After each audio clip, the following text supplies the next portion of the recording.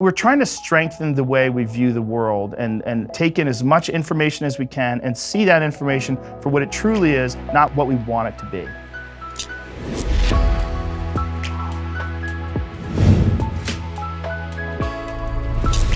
Well, here we are on the Sunday special with Joe Rogan. We're going to jump into the interview in just a moment because this is awesome. But first, I want to say thanks to our sponsors over at Movement. So, Movement, they make these kinds of watches, right? It's nice. Go buy one. Movement has come far from being crowdfunded kids working out of a living room. In the past year, they've not only introduced a bunch of new watch collections for both men and women, but they've also expanded to sunglasses and bracelets for her. Movement watches start at just $95 at a department store. These are like $400 or $500. Movement figured out by selling online, they could actually cut out the middleman, retail markup, providing the best possible price, classic design, quality construction, style minimalism. Get 15% off today with free shipping and free returns. Just go to mvmt.com/Shapiro. See why the movement keeps growing. Check out their expanding collection. Get into mvmt.com/Shapiro. Join the movement. And again, look at this. Nice, right? I mean, like you could use one as well. Okay, so here we are on the Sunday special with Joe Rogan, the granddaddy of us all in the podcast space.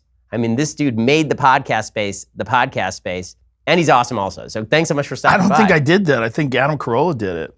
Well, I'll have to have you guys fight it out. I came in after. I love Adam too, so I'll have to. But there's no question that right now you're dominant in the space, and it's an amazing thing because you're a really gifted guy. I mean, you can sit there for 3 hours with somebody and talk about the most random topic and make it really interesting. So I need the backstory. So all of my listeners and people who are fans of mine might not know your work as well, might not know kind of your story. So how did you get to be doing what you're doing right now? Like give us the whole history. Well, with the podcasting, it just started out doing a video thing with just Ustream. We're just doing Q&A, like people would tweet questions, we'd answer questions just for fun. I did it once. And I actually did it a couple of times backstage in between shows years before that. There was a thing called Justin TV, which I'm not sure what that is now, it became a new company, but we would just show backstage. We'd have like a webcam going and would just play around and talk to people and have fun. And then we did the one Q&A and I said, all right, I'm gonna do it again next week. We'll try to do it regularly. So I did it again the next Monday. And then it became a weekly thing. Then we started uploading it to iTunes and then we started getting guests. And then I said, okay, I gotta get out of my house. All these weirdos were coming over my house. I'm like, I'll just get a studio somewhere. So I got a studio. And then after the studio, I'm like, well, the studio's kind of little. Let's get a bigger studio. So then I got a bigger studio. And then now it's somehow or another, it's a business. And you've got a monster studio you were telling me about now that's just awesome. It sounds yeah, it's pretty crazy. It's indoor archery range and a full gym, and it's pretty nuts. I've totally gone wrong with this studio. There's no question about it. So what got you all the way to the podcasting? I mean, like start from the beginning, from childhood, from birth. Like what's your whole backstory? Well, from high school on till I was 21, I was competing in martial arts tournaments. That was my background. I was a Taekwondo instructor. I taught at Boston University. I competed in all these different national tournaments. I traveled all around the country. Most of my formative years were spent traveling around the country fighting in martial arts tournaments. That was basically all I did with my entire day. Like I was obsessed from the time I was 15 till I was 21. When I was 21, I started doing stand-up comedy. And I went from— Pretty big shift? Yeah, well, you know, I was realizing that fighting was really bad for your brain. And I was realizing that from, I was getting a lot of headaches and there's a lot of sparring. Like I was getting into kickboxing. I had 3 kickboxing fights and I was realizing that this was going to definitely have a negative effect on my consciousness. There was no way around it. And the quality of my thoughts and the way I think about things was always, it's one of the most important things to guide you through life. And I'm like, I am putting my future brain in jeopardy. And I was seeing it around me from a bunch of other people that were in the gym that were professional fighters and that were getting brain damage. I was essentially seeing them starting to slur their words, and I was seeing this effect, and I knew I had to get out somehow or another. And luckily, one of my friend Steve Graham, who I'm good friends with to this day, talked me into doing stand-up comedy, talked me into going up on an open mic night when I was 21. It's amazing, and you've been doing that ever since. I mean, you're still doing shows today, right? Yeah. So you've got the special that's on Netflix, which is awesome. Yeah, I have one special that's on Netflix. Well, 2 of them that are on Netflix now, but then a new one that I just filmed that'll be on Netflix in September. Which is really exciting. So I want to ask you actually a little bit about the MMA stuff, because you still cover MMA. You're still big into MMA. Obviously, you're a big analyst over there. Do you think that there is I've been worrying about this about the NFL, and I wonder if it also applies to MMA. Do you think that there is always going to be MMA, there's always going to be NFL, boxing? Do you think these things are always going to exist, or do you think that as a society we're going to transition away from those as people start to become more concerned about brain injury, for example? Like, you've seen the NFL's ratings decline because people seem to be really worried about concussion levels. Yeah. I think in the recent future we're going to have these things, but I think in the distant future we're probably not going to.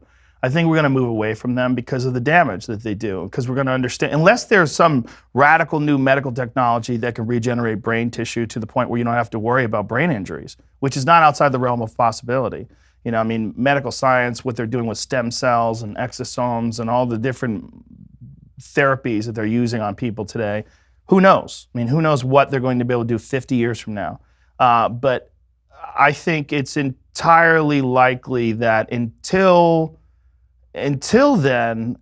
some radical new technology comes on, I think there's probably going to be less and less people that are interested in having their kids sign up to play football. You're seeing that now.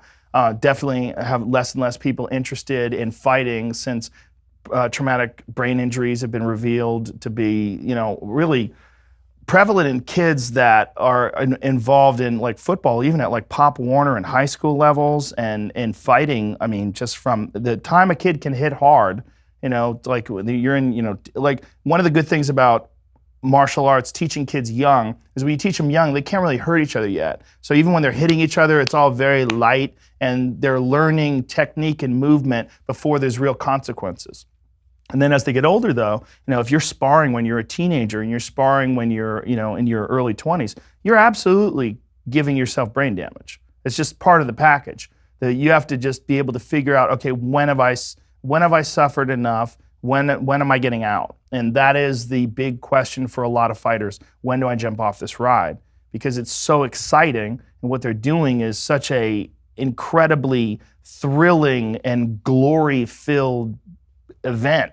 When you're competing against another person, they lock you in a cage. And the way I describe fighting, I mean, a lot of people like to think of it as a barbaric thing. I call it high-level problem solving with dire physical consequences. And that's really the best way to describe it, because you're trying to do something to someone who's trying to do something to you. And genetics and knowledge and technique and discipline and drive and focus, these are all factors that are mixed up in this thing, and you're trying to figure out who's going to come out on top. I mean, I wonder if maybe that's the reason that MMA is going to keep growing as the NFL declines, is honesty in marketing. Yeah. When you watch MMA, you're watching people get the crap kicked out of them. Right. You're watching people bleed and your bones get broken. The NFL's been promising for years that basically everyone's fine, that it's all just watching people hit pillows. And then you see them later and they can't walk and they're falling apart. MMA, I do wonder if there is a certain element of channeling just the human drive, particularly the male drive, for aggression in watching these kinds of sports. Because I know a lot of genteel dudes who love MMA specifically because there's part of just the human psyche that needs to watch people get their ass kicked. Yeah, it's genetic. It's definitely in our core. I mean, it's what led people to overcome being invaded by foreign villages that snuck in the middle of the night. You had to be able to fight with your hand. How people fought over mates, how people fought over territory and property.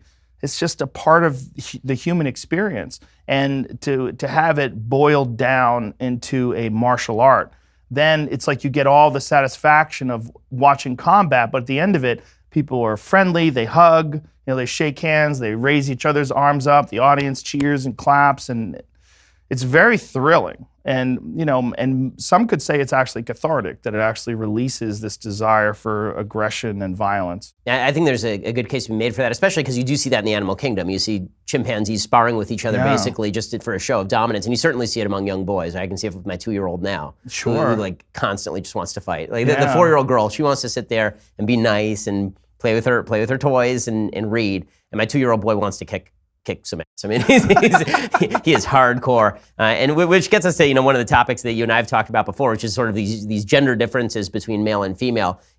As you've been watching it's been probably a year and a half since we last talked. What do you think of sort of the movement that's continued apace to get rid of these gender differences that you've been seeing in society more broadly? It's very strange because it's science denialism, and the left is all about science until it comes to gender. And once it comes to gender, they don't want to hear about studies. They don't want to hear about genetic differences between males and females. They don't want to hear about preferences or any studies that show that people with higher testosterone tend to go towards certain activities. People with lower ones tend to go. They don't want to hear about that. They want this weird thing where you're not even having the Boy Scouts anymore. You just have the Scouts. Like there's this bizarre desire to eliminate gender as even a variable. It's very weird, and I don't know why. I don't know where it's going. I don't know what's causing it. I suspect it's people that don't enjoy certain aspects of male versus female competition or male versus male competition, and the way that they feel like they can sort of diminish that is to try to make the whole subject seem like as if it's fruitless and there's nothing there. Let's leave it on. There is no difference. It's a weird time when it comes to discussing gender. Like gender, all of a sudden, which was something that was just, oh, there's a boy, there's a girl. I mean, our whole life, within the last half a decade, it's become this hugely politically charged subject where like I saw, my wife was reading this thing that she had to fill out today, and she goes, look at this. She goes, it says, what do I identify with, male or female? It's like, state your sex. It used to be state your sex. Now it's what do you identify with? And I'm like, okay, what percentage of the people are we placating with this? Yep. Like who are... And it's so bizarre, it actually has medical consequences. So I know a lot of doctors because I've said many times my wife is a doctor, and there are cases now where doctors are walking into a room and it says on the chart that somebody is of a particular sex and they're not of that sex because they're writing the sex they perceive themselves to be. Well, that changes your diagnosis. You have a completely different body.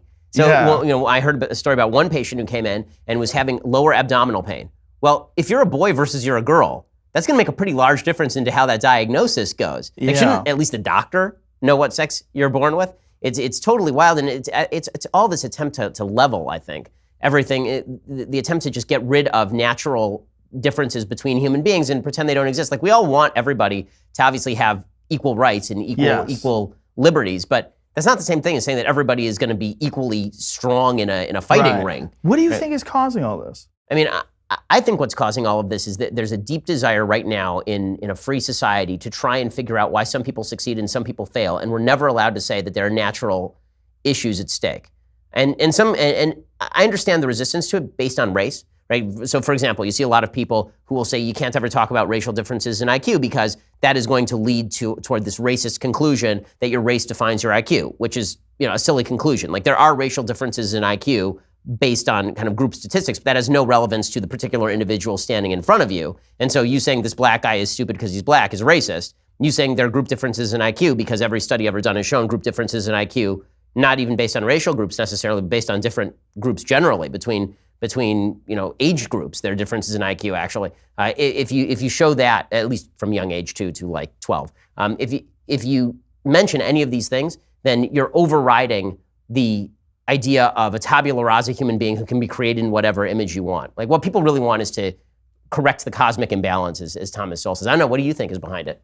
I think you're hitting the nail on the head, and I think there's a tremendous amount of white guilt involved in it as well. I mean, because basically what the IQ tests are showing when they do study differences in IQ and races, you're showing the rise of the superiority of the Asian race.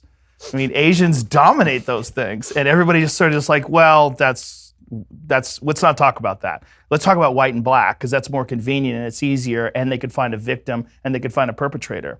And what you're also seeing, like, there's a lot of Asian groups that are furious because they're getting discriminated against about getting into colleges and universities. They have higher standards because they have such a high percentage of Asians that are getting into the universities. And it's very strange because they're not vocal about it, and they're not publicizing it, and they're not screaming racism in the streets, but they're the victims of it. They actually are the victims of hard work and success and excellent genetics. Right, well, there's no question. And the differences in culture are really the place where we should be putting most of our focus, because when it comes to natural imbalances, there's only so much that you can do, right? I'm not gonna be fighting you in a ring anytime soon because I'd just get destroyed. But but when it comes to cultural differences, that's the stuff that we can correct for. And instead of doing that, what we tend to do is we tend to pretend that the cultural differences are not brought about by immediate decision making by parents, or by immediate communities. It's something out there, right? It's racism in the ether, or it's discrimination writ large. It's something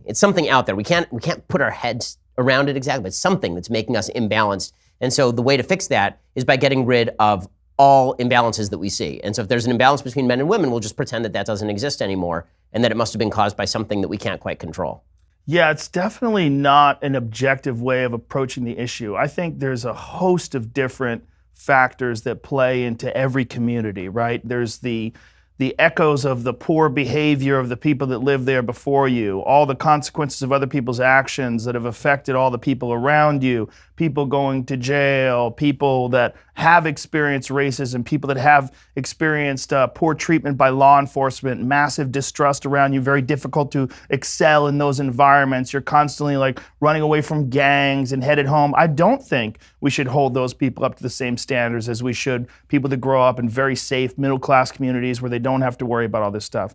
I think there's a bunch of different factors, and everybody's looking for one. Exactly. And the one factor that appeals to their ideology. Yeah. I think that's a real problem. And it's a problem also, anytime you mention IQ, everybody goes nuts because immediately they suggest that what you're saying is racist. And the truth is that whatever IQ differentials there are, it's unclear how much is explained by genetics and how much is explained by environment. But some is clearly explained by genetics and some is clearly explained by environment.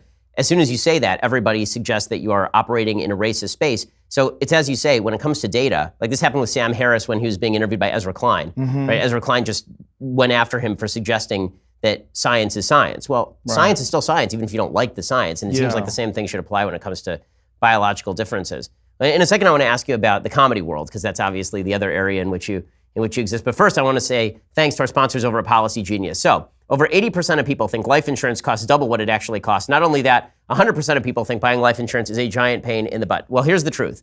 You're going to die, okay? Just sorry to break it to you. You're going to die, and when you do, you can either leave your family poor or they can have some life insurance on you. A healthy 35-year-old can get $500,000 in coverage for less than $30 a month, and getting life insurance doesn't have to be complicated because of Policy Genius. So Policy Genius has helped over 4 million people shop for insurance. They've placed $20 billion in coverage. If you've been thinking about getting life insurance, go over to Policy Genius. Check it out. It's the easy way to compare top insurers, find the best policy for you, save time, money, hassle, and it's free. So Policy Genius, comparing life insurance doesn't need to be a pain in the neck. And again, don't die and leave your family poor. Just don't be an idiot. Go to Policy Genius and check it out. Okay, so Joe, I want to ask you about the comedic imbalance. So I know that later this week you're scheduled to have on Roseanne. We're pre-taping this a little bit. So you're scheduled to have on Roseanne. What do you make of the Roseanne fallout? Do you think that ABC was right to dump her show after her bizarre tweet about Valerie Jarrett? Well, what's interesting is just saying that she was going to be on my podcast. She said it, and then I got all these tweets that were saying, boycott Joe Rogan, the UFC should fire me for having this racist on my podcast. Like, no, I'm going to have a conversation with one of the greatest stand-up comedians of all time, a person who I deeply respect, who I think is mentally ill. She is on a host of different medications. She's taken Ambien and drinking. She was pushed to the brink of exhaustion doing that television show.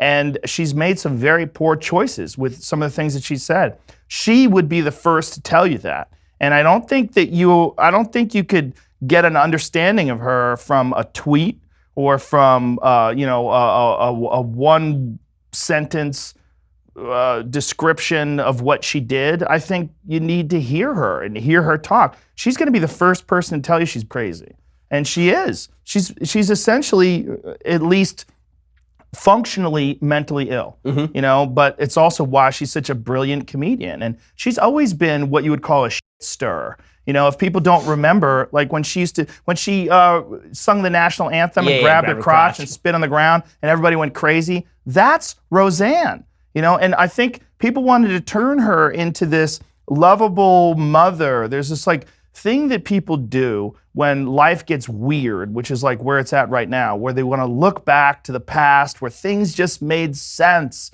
Can't we just bring back the Roseanne of old? Look, John Goodman's there too. This is amazing. Everything was safe when I was a kid. And that's what they're trying to do. And they don't realize, like, she's tweeting crazy shit about someone looking like they're from Planet of the Apes, which, by the way, she said she didn't even know that woman was black. And she's just telling this to me on the phone. She goes, I'm not stupid. Do you think I would say that about a black person? She goes, I thought she was Jewish. She goes, look at her. She looks like my relatives. It's what she said to me on the phone. I believe her. I believe she makes some terrible choices. I mean, she was. Someone sent me some stuff this morning. Like, look this crazy shit she's tweeting. It was something about George Soros. As soon as I read Soros, I put the phone down. I walk away because it's all like lizard people and Alex Jones and interdimensional child molesters. George Soros is controlling the marijuana, and I can't. I'm out. That's like the number. George Soros to me is the line that I will not cross. My DMZ of like conspiracy theories. As soon as you get into Soros is hiring those women's march people. They don't even want to be there. They're all being paid. I'm like, how much money does this guy have? There's 1 million people in every city. What's he paying them? $1? Even if you paid him $1, that's a significant amount of money. And they're not going to do that for $1. You're going to have to pay them a lot of money. Like, are you sure they're being paid? But it's like that Soros guy. As soon as you start tweeting and talking about Soros, like my brain just checks out. So is there a big problem with Roseanne? A lot of celebrities, the attempt to mainstream them as normal human beings. And you see this from both sides. I think to a certain extent, you saw the Republicans did this with Kid Rock, where suddenly Kid Rock was going to run for Senate in Michigan. And he could have won. And he definitely could have won. And you see Kanye West, they're doing the same thing now, right? Kanye West is a grand expositor of the Constitution of the United States. And listen, I'm happy for anybody to think for themselves. If Kanye wants to talk about voting Republican, I'm a Republican, I'm happy with that, that's fine. But to pretend that entertainers, I mean, I've lived out here my entire life. Pretend that entertainers and show people aren't a bunch of crazy people is just nuts. Thank you. They're all like the level of nuttiness in this town is so high, and yet the halo effect that we have about celebrities is that, well, if they're famous and I see them on TV, that must mean that they're smart in real life. No. Well, it's a biological trick, and what it is when you evolved, when all of us lived thousands of years ago, we looked to the most successful member of the tribe, the one who was older, the one that everybody revered. He was the best hunter. He was the smartest warrior. He was the one with the scars on his face that had survived battle, and he could relay to you the lessons of a life well lived. This is what I learned. This plant's poisonous. That snake will kill you. And all of this stuff now gets relayed to someone who's on a giant screen. Now we see Brad Pitt, his head is 20 feet tall. There's music playing when he talks. His lines are all carefully constructed by a team of writers. And we get sucked into it like he's a real hero. And we do that for anybody that gets attention, whether it's Kim Kardashian or Taylor Swift. We see these people and millions of people are paying attention to them. So we assume that there's some quality behind everything that they're saying. There's something special about them. But there's not. It's a biological trick that it's perpetrated through, and this is not by a grand conspiracy, but through media, through being able to put them on a YouTube screen or on a television or a laptop or wherever you're digesting it. And the knowledge that when you're watching a clip where Kanye West is talking about running for president and you look down at the number and it says, oh my God, 24 million people have watched this. And there's 15,000 thumbs up. What the And this is the world that we're living in today. So you say, well, he must be, God, Kanye's gonna win. Kanye's gonna win. And this is exactly how Donald Trump got into office. We have a popularity contest to see who becomes president, and we have the very first ever popular person enter a popularity contest. A guy who is a long-time media personality who knew very well how to manipulate that. He was charismatic. He's a bold speaker. He's not afraid to piss people off. He knows he has a bunch of people that like what he has to say, and he can rile them up. And this is what's strange about taking the word of celebrities over the word of professors or of public intellectuals or of people that have actually carefully considered all these things that they're discussing and have a lot of information. And they're basing these conclusions and these statements on a long history of research. And this is not what you're going to get from Kanye. He's a guy who doesn't even read. He doesn't read. And they're like, he's our guy. He uses your incorrectly all the time. He uses the wrong your. You know, like Piers Morgan. I mean, we both have our thoughts on Piers Morgan, but one of the things he wrote, like he corrected him, and he's like, no, you're never going to be president. You know, he shouldn't tweet that because that's exactly what Barack Obama said about Donald Trump. Exactly. And then now Donald Trump's president. Exactly. So give me your take on. Last time I talked to you was before the election, I think. Yeah. What's your take on President Donald Trump, since we now have a year and a half of Donald Trump in office? everyone sucks at that job. Hillary would have sucked at that job too. It would have been a disaster. I think her health would have failed. I don't think she would have made any difference in the world. I don't think he's going to make any difference in the world for the positive. I think what we need is a council of wise people. And I think that this idea of one alpha chimp that runs the whole thing based on a popularity contest is crazy. I think it's a terrible idea. I think it was a good idea in 1776. It's a terrible idea in 2018. I just don't think it works.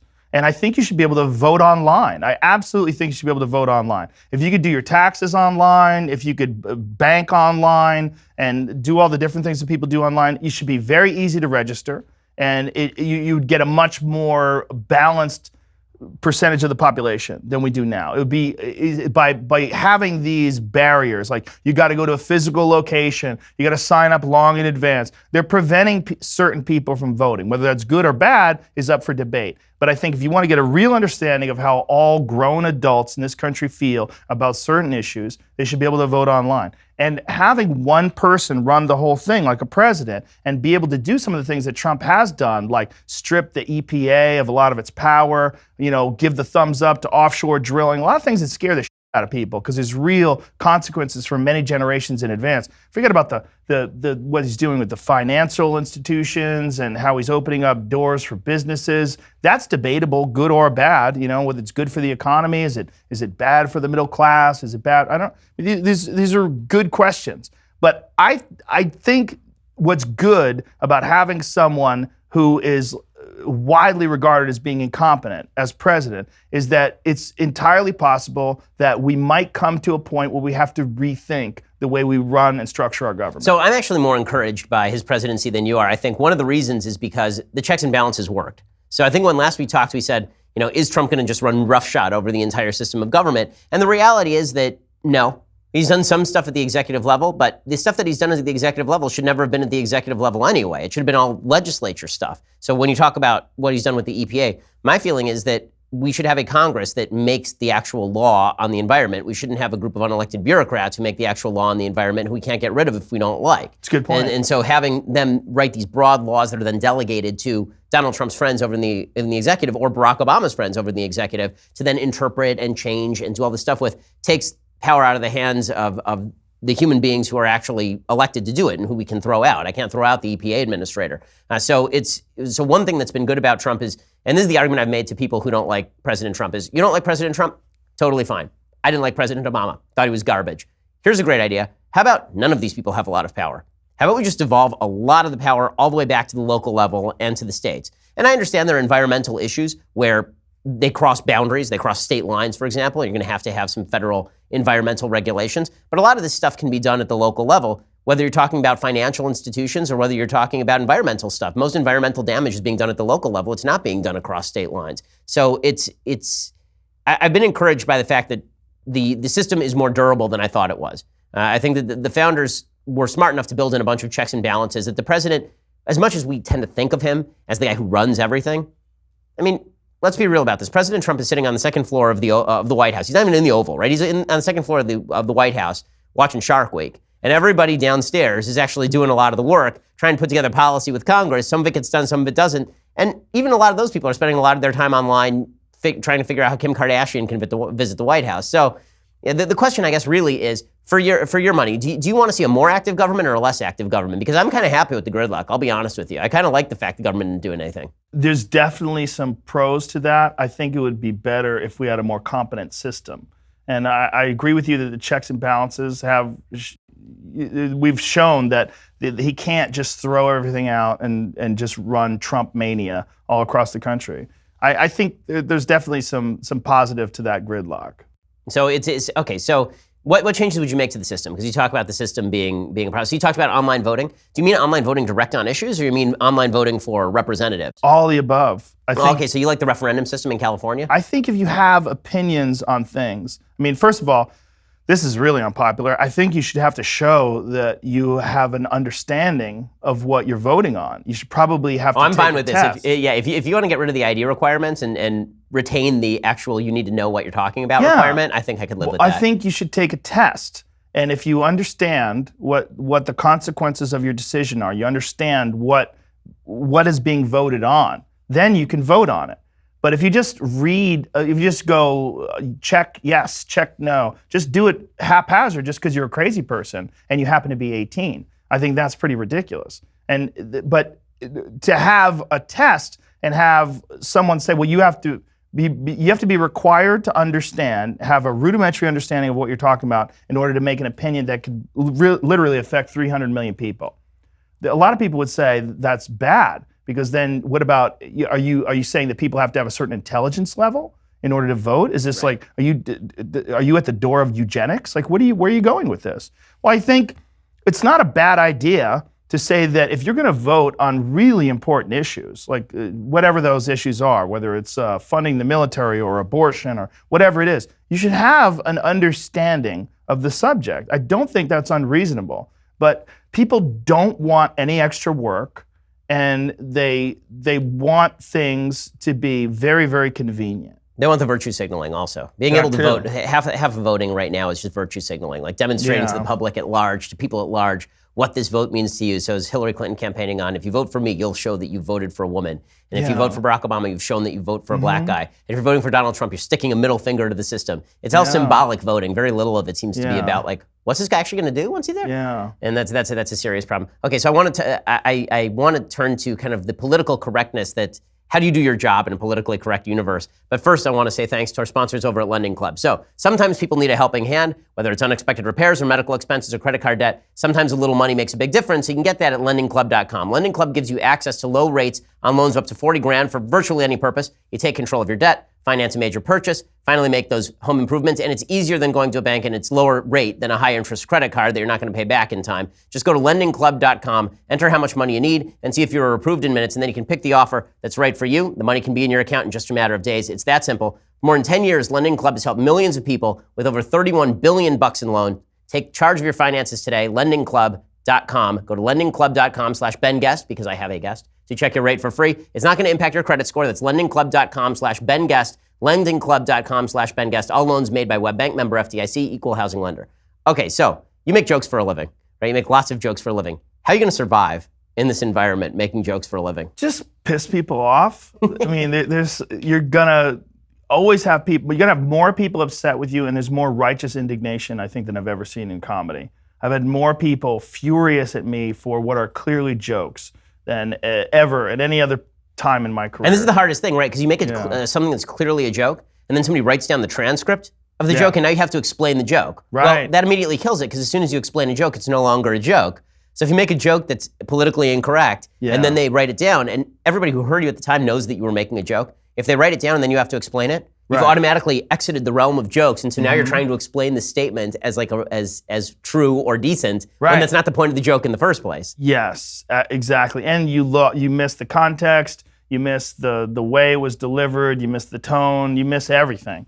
But what they're doing is they're just trying to find targets. And I think that's one of the things that's happening with Roseanne, and it's one of the things that's happening whenever anybody screws up in the media. You just get these people that they want a target. It's a game, and the game is take someone down. The game is call someone out, take someone down, shame them. You know, get the Twitter mob and the Facebook mob. Get them after them. Let's go. Let's move. Let's start a hashtag. Let's attack Morgan Freeman. I heard he told a joke.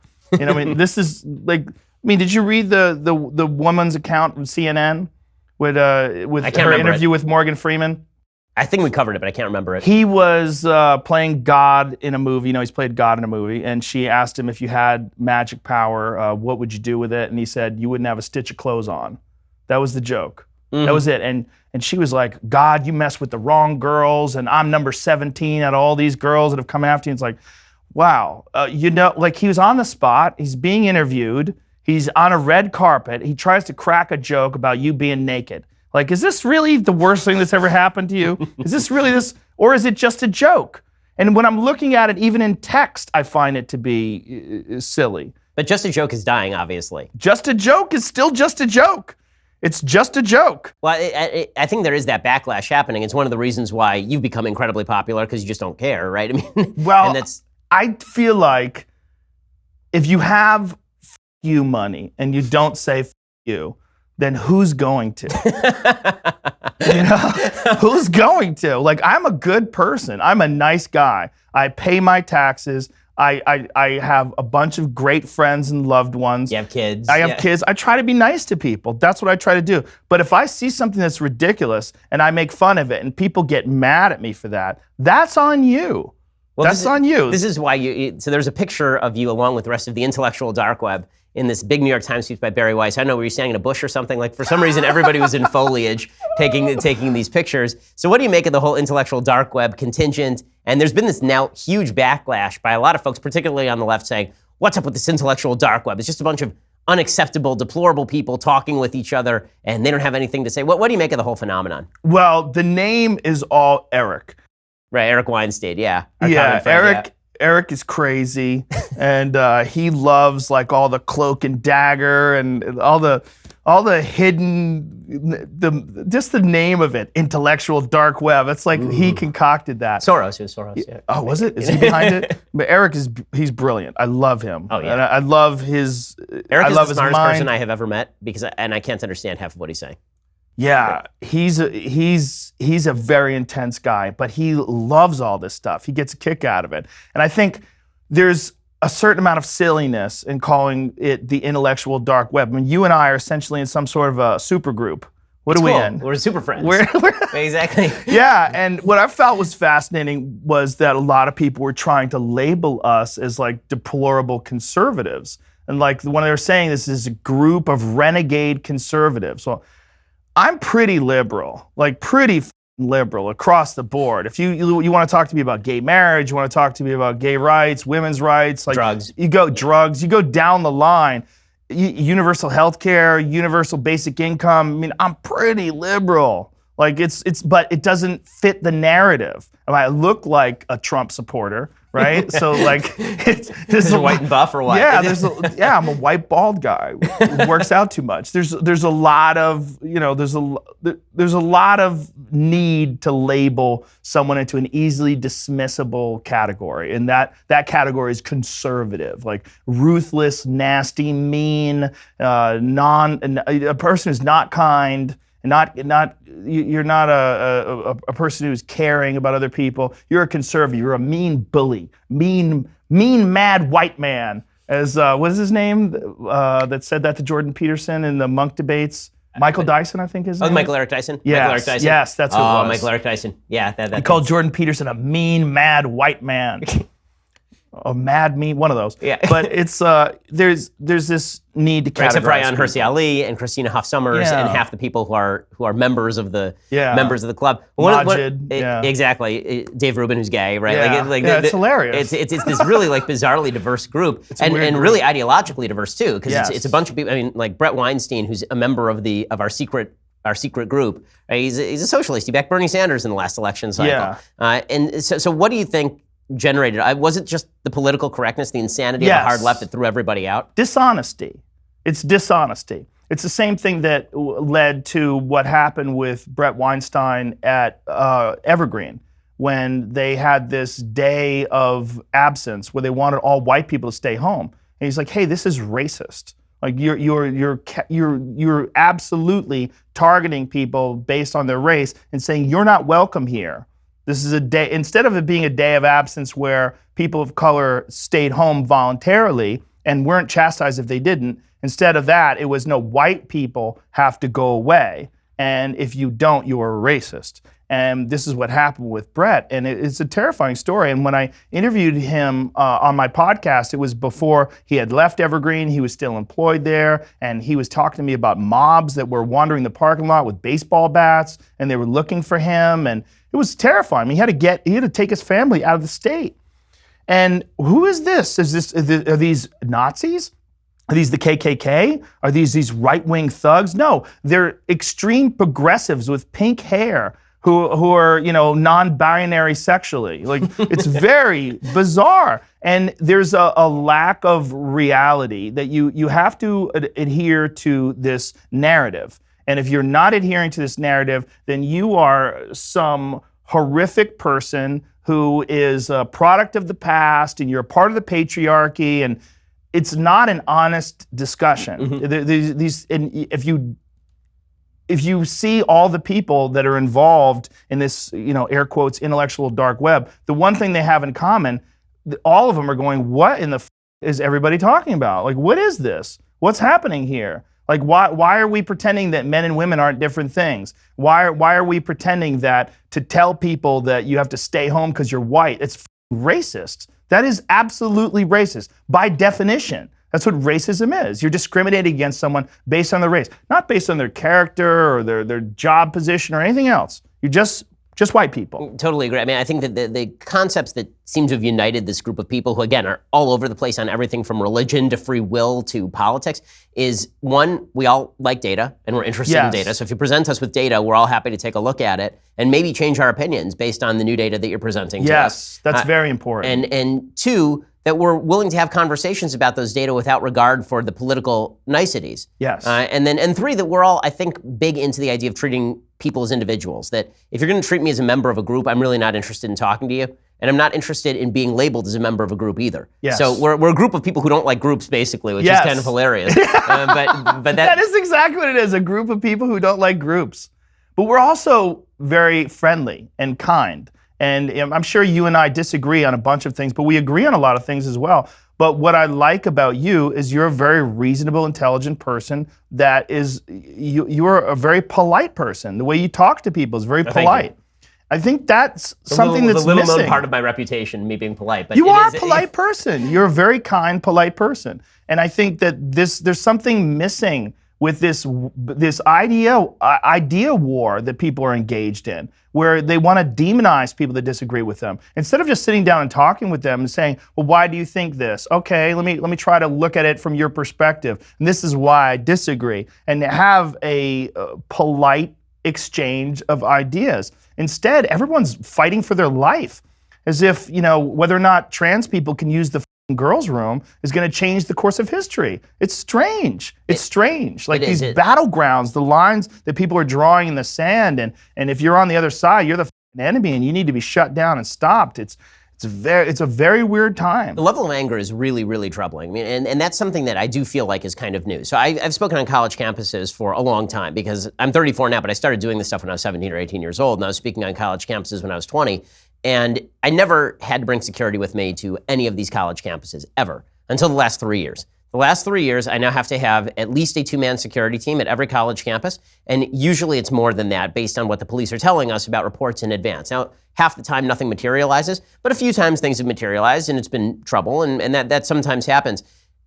Where do you think this level of anger is coming from? Because it appears to me that that's what's new. Like, these political divides have always existed. These political divides between right and left, or political divides between people who are more interested in collective solutions versus individual solutions.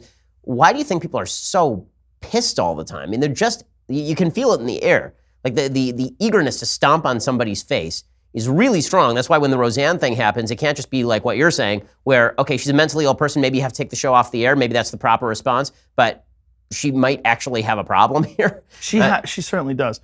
What I think it's coming from is toxic tribalism. That's what I think. I think people, they're on a team, they want their team to win, and they want their team to win by any means necessary, and they feel disenfranchised because we have a president, Donald Trump. I mean, he is who he is, and he stands for a lot of things that they find abhorrent.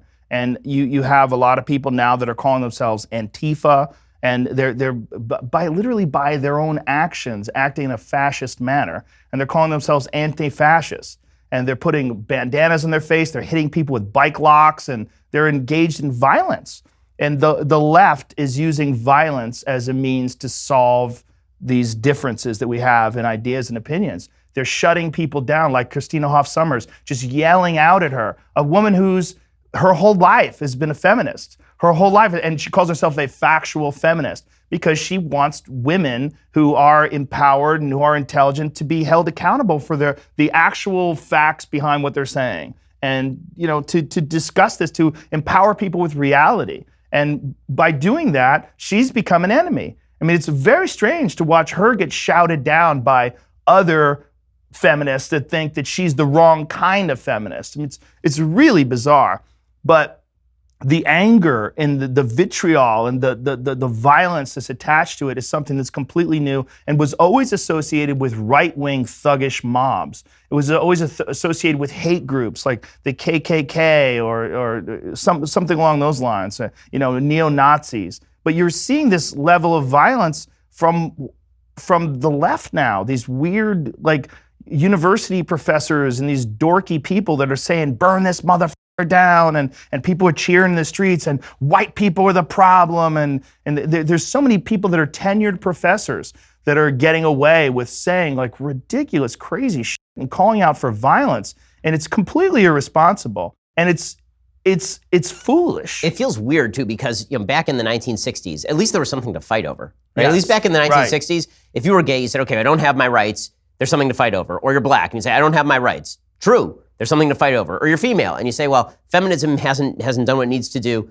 yet. There's something to fight for. But right now, the country's pretty good. Things are pretty good for the vast majority of people in this country. Put aside the economics for a second, because people always fail or rise in economics. It just happens. But and some of that is natural and some of that is stuff that's fixable. But one thing that is certainly true is that the notion of a governmental invasion of rights against any of these groups, this is not something that is commonly happening. It's not that the government is cracking down on black people or Hispanic people or at this point even gay people.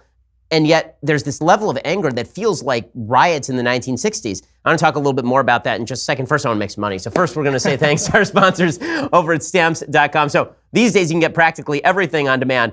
Our podcast, you can listen whenever you want, obviously when it's convenient for you. So why are you still going over to the post office to mail letters and packages when you can get postage on demand with Stamps.com? With Stamps.com, you can access all the amazing services of the post office right from your desk 24/7 when it's convenient for you. You don't have to get in the car and waste gas money. Buy and print official U.S. postage for any letter, any package using your own computer and printer, and the mail carrier just picks it up. Click, print, mail, you're done. It could not be easier. We use it here at the Daily Wire offices. We use it at the Shapiro household as well in Shapiro Stan. Right now, use Ben Guest for this special offer. It's promo code Ben Guest. You get up to $55 free postage, a digital scale, and a 4-week trial. Go to Stamps.com before you do anything else. Click on the radio microphone at the top of the homepage. Type in that promo code Ben Guest. That's Stamps.com. Enter that promo code Ben Guest and you get that special deal. All right, so we're talking about sort of the levels of chaos, and I have a theory. So I'll lay it out for you. So my theory, and I don't know where you stand religiously. Are you agnostic, atheist, religious? More agnostic than anything. I grew up Catholic and I abandoned it when I was a young boy. I went to Catholic school and that cured me. So here's my theory. My theory is that everybody has broken down into tribalism because it used to be that we were a larger tribe, meaning that the way that you defeat local tribalism is by creating a larger tribe that everybody feels a kinship to and a membership to. So in the United States, you had people who've had tribal kinship to state governments. And then after the Civil War, that basically went away because the federal government stepped in and stopped slavery through war making power. And then people felt a general kinship to the federal government. You were American now. It wasn't that you were Californian or you were Texan. You were now American. And the same thing goes back to biblical times where you have all of these various tribes. You have the tribe of Manasseh and the tribe of and the tribe of Ephraim, but they're the Jews, right? There's a bigger tribe that eats them. And it used to be that the tribe for America was called America, right? And that tribe was bonded by a certain set of creedal values of individual rights, values of personal virtue, that these things had to be combined. You had to be a good person to your neighbors, but at the same time, the government had no right to come in and take your stuff and force you to be a nicer person. So the idea was that you voluntarily were going to be a nicer person to your neighbors because you thought that was the right thing to do, but it wasn't the government's job to come in and force you to be nicer to your neighbors because that would be fascistic and overbearing and tyrannical. And that's gone away because people don't feel like they have to be nice to their neighbors. And I think part of that has to be connected with lack of communal institutions. That, I'm not saying everybody has to go to church, but people who are in churches tend to get along better with each other in the church than people who are outside the church and people inside the church. Doesn't mean that you got to pick a church, but it does mean that we have to have some sort of communal institutions. And right now we are savagely tearing apart each of our communal institutions up to and including things like the NFL, where suddenly things where we would bond over that, like Super Bowl Sunday was a bonding time for the country. And now we can't even bond over that. We can't bond over anything right now because all of these creedal values have been dissipated by our own personal malevolence toward each other. I think that's a great point. I think it's a great point, too, about the benefit of religion is that you do have these ideas and values that are shared amongst this community and group. And when you are an atheist or an agnostic, you don't really have that group other than like what you're getting from a lot of atheists. You get this really hardcore progressive ideology that is in many ways like a religion. And I think there's probably some real merit to what you're saying. Yeah, Robert Putnam makes this point in his book Bowling Alone. He talks about this new fascination with diversity, and the diversity is our strength, and this whole line. And he was a big believer in this, Robert Putnam. This professor of sociology is a big lefty, and he says that diversity was our strength was his guiding kind of notion. And then he did the research into it. What he found is that as diversity of a census tract increases, the only thing that he found that increase are protest marches and TV watching. That's the only thing that actually increases in a particular area based on ethnic diversity. He said the only area where he could see that ethnic diversity actually made things better was in the context of a broader group. So in the army, for example, then ethnic diversity is great because then you get a bunch of people who are fighting for the same purpose, and the guy next to you is your brother, doesn't matter if he's black or white. And you see this with people who you talk to who are in the military all the time. When they talk about people of different races in the military, this is usually the way they talk about people of different races in the military, which is very different than the way people talk about race in the United States more broadly said. You also see this in churches, but communal institutions have declined so markedly that the only way I think that we're going to be able to have a system where we can all live with each other is to reestablish some form of communal talking with each other, even if it's just forums like this one, where we're talking with each other. And if we did this live, we'd get thousands of people to show up just to hear us talk to each other. Yeah. Even those sort of communal institutions need to exist. Otherwise, we're going to completely polarize. I mean, I think it's one of the dangers of the internet. I love the internet. I've made my living on the internet. You make your living on the internet. But one of the dangers of the internet is that it's all personal to you. You don't actually have to go out and be with other human beings. You get to hide behind the screen and tweet nasty things at each other. Yeah, you also can find this group of like-minded people and you share an echo chamber. That's another real issue for confirmation bias. I think what you're saying makes a lot of sense, and I think that we do need community, and I think the more people like you and like Sam Harris and Eric and Brett Weinstein, people who are open-minded, people who are willing to discuss things politely with people and not shove their ideology down other people's throats, the more we exchange information with each other, the more this idea of being able to communicate like this becomes popular. And I think there's real benefit in that. And I think there's real benefit in these kind of podcast style discussions because of that. Because you can sit down with a person that maybe doesn't share the same opinions with you, and you can talk things out and maybe disagree, maybe argue, but be polite to each other and realize that a lot of these ideas that we have, we have these predetermined notions of the way we think things should be. And if you don't fit with my predetermined notions, then there must be something wrong with you. It's never just examining these notions and finding out where are these ideas coming from and why am I so married to them? And what is the solution to make everybody comfortable? Is there a solution? Can we stop demonizing people that disagree with us? I think the principle that I think also unites everybody, and this is why everybody's getting labeled conservative really, is because everybody that we've been talking about here, in the end, actually does believe in personal responsibility, believes in taking responsibility for your own actions. And you can be on the left and still believe in taking responsibility for your own actions, but it seems like so much of the left has dumped out of that. And you're seeing that increasingly on the right too, right? I think that a lot of President Trump's appeal during the actual election cycle was him saying, I'm gonna come in and solve all your problems. And my whole shtick's been, solve your own damn problems. Yeah. Like, the only way your life's gonna get better is if you solve your own problems, because there are very few people who've had their problems solved for them who actually are able to have a successful life in the aftermath of having all their problems solved for them. Yeah, no, that's a very good point. Yeah, why are we all considered conservatives? I mean, Jordan Peterson is an interesting example too, because as much as he calls himself a classic liberal, people have a hard time deciphering what that is. They don't even bother looking it up.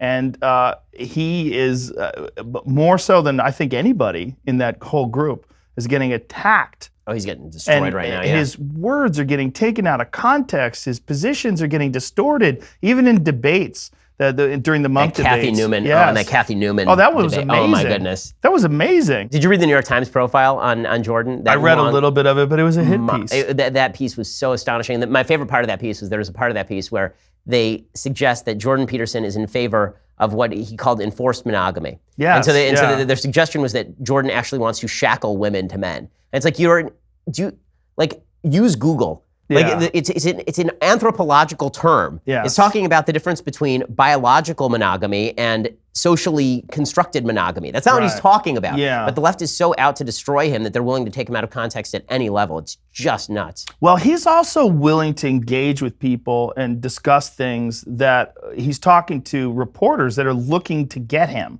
And he's openly discussing intellectual ideas and puzzles. Like, how do you fix this? I don't know. Maybe it's enforced monogamy. Like, this is not, I mean, this is like a weird way of engaging with the press, but he's so comfortable with these idea puzzles and bouncing them around and using them almost as intellectual exercises that he'll do it publicly with someone who is looking for flaws in his armor. Well, this is what you do so well, by the way, on your show. And I was trying to explain to somebody why your show is so popular, because it's a unique thing, what you do. And what I said to them is that when I look at you as a host or when I look at you as a thinker, you're somebody who's taking people along an intellectual journey, and you're taking the journey with them. It's like being on a road trip of ideas with you on your show. Do you think that's a pretty good description of what you do? It's what I try for, in a way. Just I want to know how they think. It enriches the way I think. When I have smart people on and I go through their thought process, I feel like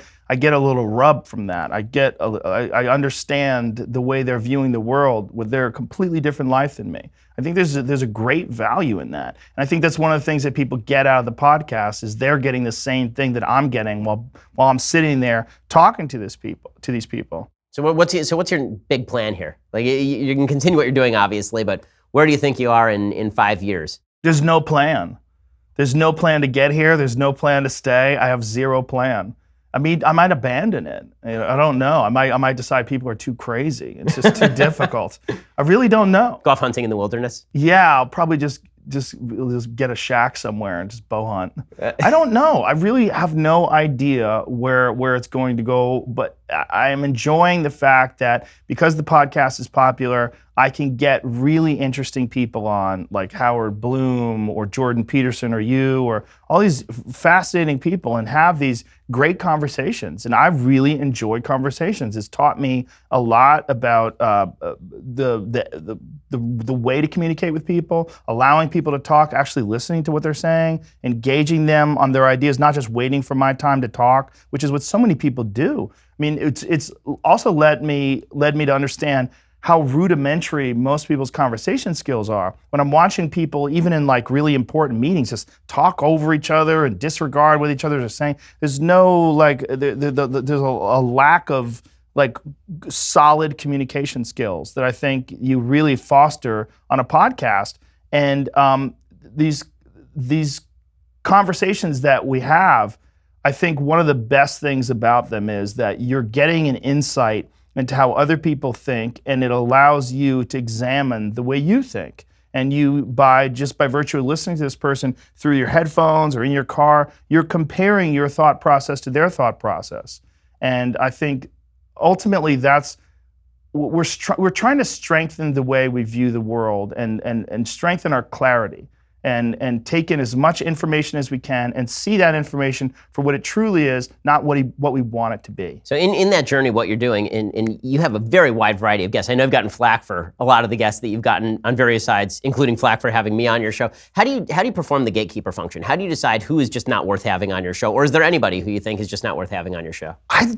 I like talking to people, you know? I mean, if I want to talk to someone I want to have on my show, like I told you, I'm gonna have Ted Nugent on my show. That's probably gonna be the most pushback, other than Alex Jones, of anybody that I've ever had. But I don't think it's my job to not talk to people that I want to talk to. I think it's my job to, even if there's gotta be some horrible people out there that I would never want to talk to, that I just don't like the way they speak. I don't like what they stand for, and maybe Ted's one of them. I don't know. I have to sit down and talk to him. But as long as I feel that I'm interested in having a conversation with that person, I'll air it. And look, there's a lot of them out there. I mean, I do 3-hour podcasts and I do 4 or 5 a week. If you don't like one of them, good, don't listen to that one. I mean, I have ones on with MMA fighters, and I'll get like, people always like, oh, I hate those ones. So I said, okay, let me just take those and I'll have a separate podcast. I'll label them the MMA show, the JRE MMA show. So now you know, if I have Kat Zingano on or George St. Pierre, we're gonna talk about fighting for a lot of the time.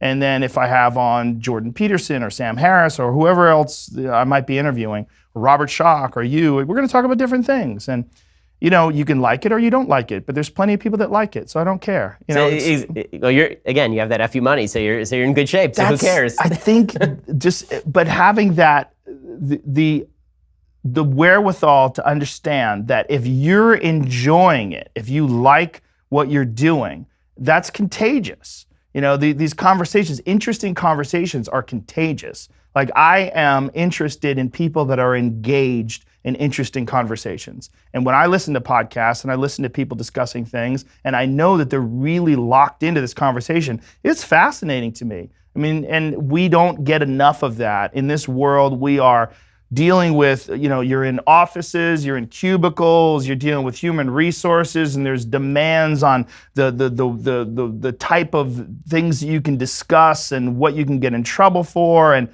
most people, for at least 8 hours out of their day, they are locked down with this rigid, conformed way of communicating and speaking.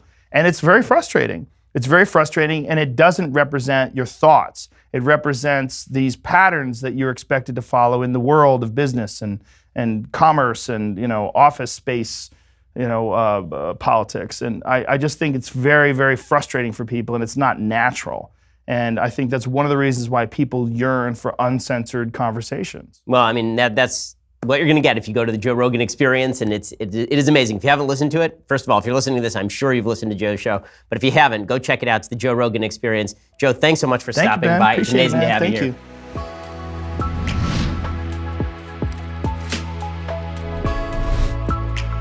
The Ben Shapiro Show's Sunday special is produced by Jonathan Hay, executive producer Jeremy Boring, associate producers Mathis Glover and Austin Stevens, edited by Alex Zingaro. Audio is mixed by Mike Coromina. Hair and makeup is by Jesua Alvera, and title graphics by Cynthia Angulo. The Ben Shapiro Show's Sunday special is a Daily Wire Forward Publishing production. Copyright Forward Publishing 2018.